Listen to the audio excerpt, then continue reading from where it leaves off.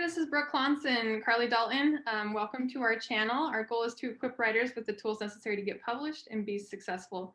And today we're going to introduce Jenna Evans Welch. She's joining us today. She is a New York Times bestselling author of the Love collection. Love and Olives was just released in November, so if you haven't read it yet, go ahead and check it out. And if you haven't read Love Gelato, check that out on Amazon as well. Yeah, we love the cover, by the way. Me too. I lucked out. Oh my gosh. So welcome, Jenna, and thank you for joining us. So we're going to start with the first question that we have for you is, how did you get started as a writer, and how would you recommend other writers getting started? Well, thank you so much for having me. And Brooke, you know, I have kind of an atypical start to writing, which I feel like it's not the most helpful to other writers, because I'm like, oh, be born into a family of authors. That's not where most people are going to end, you know, it's not how most people are going to start. But I knew that I wanted to write books from the time I learned how to read. So age 7, I just fell hard. It was all I ever wanted to do. It scared my parents because they thought something was probably wrong with me, because all I ever wanted to do was read.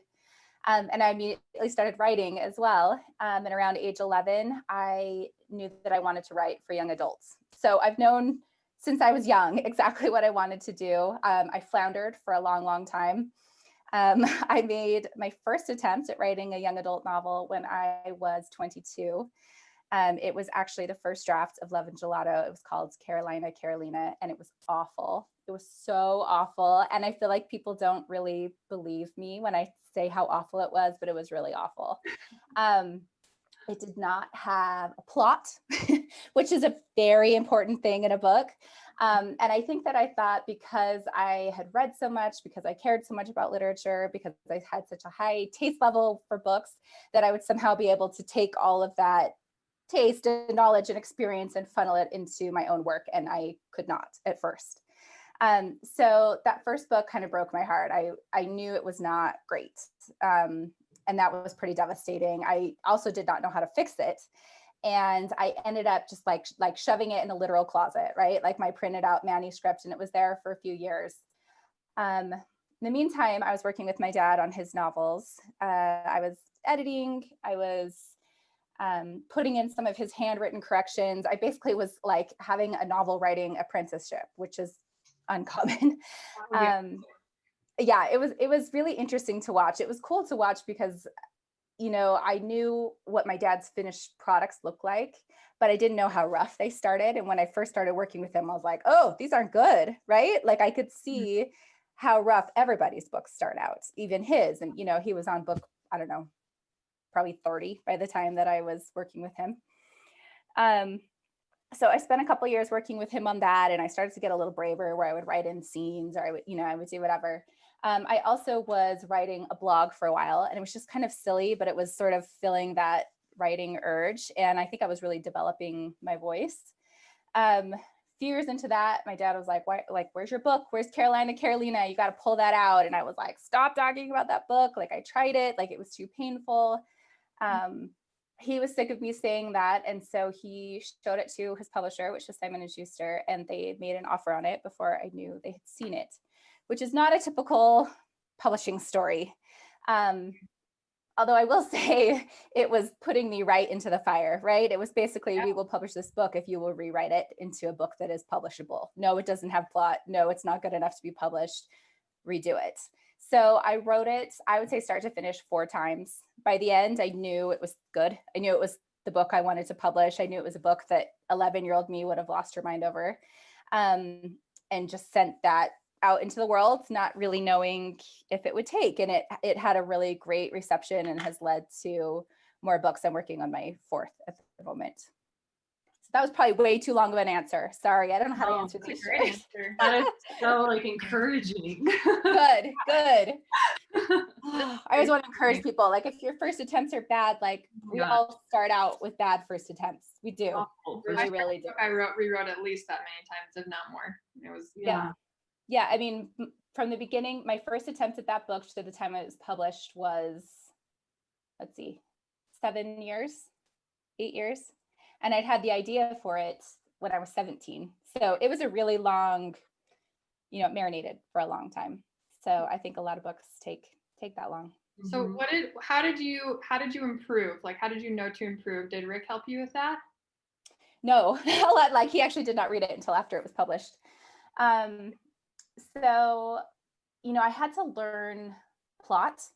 I had to read a lot about what was on the market. And it's interesting. I feel like I have a much better grasp on it now, even then. But I luckily had some great editors who could say, you need to bring in more, or you need to pull, you need to take away. There were moments where they were like, you brought in too much action here, right? Because I went from nothing happening to too much happening. Like there was like a fist fight scene that they were like, no, absolutely not. So I was lucky to have people who were guiding me along the way, which I think is, where like a critique partner or a writing group or, even like a good class or a good book would be really, really helpful. What I wish I'd had is a book. Have you guys read Save the Cat Writes a Novel? Yes. Jessica Brody. So Jessica Brody and I think we have the same publisher the same editor for our YA fiction. But she wrote a book that is about plot that is just so, so helpful to me. So I was actually 2 books in and I just started like asking all these other writers, like, how do you plot this? How do you do this? Because I did have some natural sense for it, but I had a feeling everyone else was drawing on something that I didn't have. And actually they were. So I'm not a great plotter, but I need to have kind of key points in place in order to not get lost and write a book that doesn't have enough going on. For sure. That's what you need to do. Do you use beta readers? No, I don't, which is atypical. But yeah, I really have never done that. So do you just use your editor? Is your editor kind of your beta reader? Yeah. Editor and agent. Editor and agent. That might be nice though. Then you don't have too many opinions coming in. I don't know. Do you feel that way? Yeah. I mean, I just remember in college, taking creative writing classes. I don't think everyone's advice is helpful. I really don't. I don't always think everyone knows what they're talking about. So I think it's important to make sure that you have someone you trust and not worrying about like, do 12 people think this is good? Do 15 people think this is good? If you have like 1 or 2 people that you trust and that you think have like a strong grasp on literature and who you think will tell you the truth, that's the other important piece. I think that is most important. My agent is amazing for that because she tells me things like in such a straightforward way that I just know I can really trust her. Like on a draft I sent in like a year ago, she was like, your writing is getting better. I didn't have to write bad writing on nearly as many pages this time. And I was like, that's hilarious. Like, this is like my 3rd book and you're saying this, but it's nice to have someone who you aren't afraid will just say what you want to hear. Yeah, for sure. And that's really so important.